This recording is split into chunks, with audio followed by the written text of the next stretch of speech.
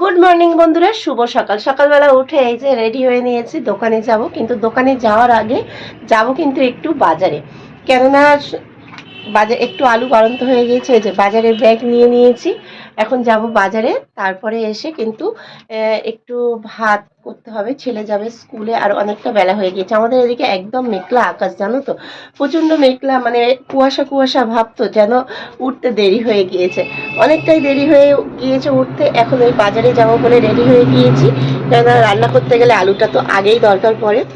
আর আলুটা আনতে যাব বাজার থেকে, তারপরে যাব কিন্তু একটু রান্না বসাবো, তারপরে যাব হচ্ছে দোকানে। তা ঠিক আছে, চলো।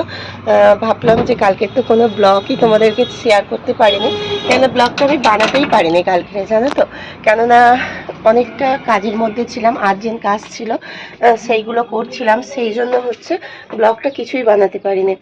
আর হচ্ছে এখন এই যে চলে এলাম, যাব দোকানে। চলো দোকান থেকে ঘুরে আসি।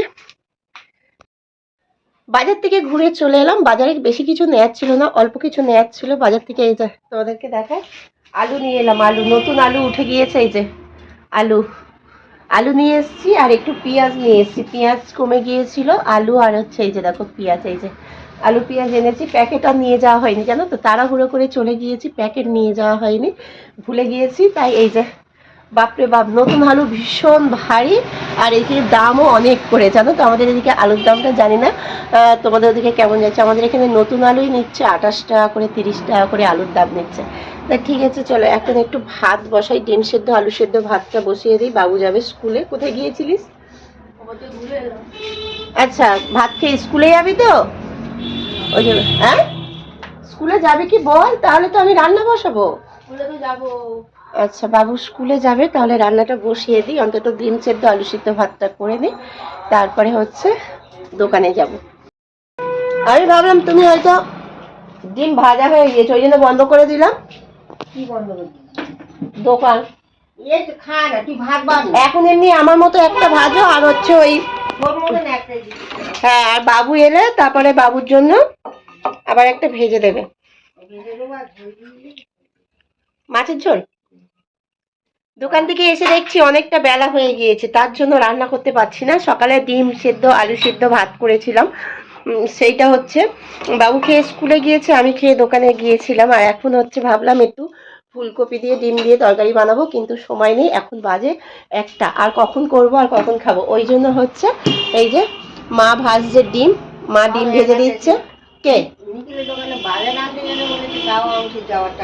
কাকে যেতে বলেছে? আর ও, আর মা ভাজছে ডিম। আর এই যে এখানে হচ্ছে দেখো, মা দিয়েছে বোনের বাড়ি পুঁই শাক চিংড়ি চচ্চড়ি করেছিল, এই যে পুঁই মিটুলি দিয়েছিল, এই দিয়ে ডিম ভাজা, আর এই দিয়ে আজকে আমি ভাত খাবো।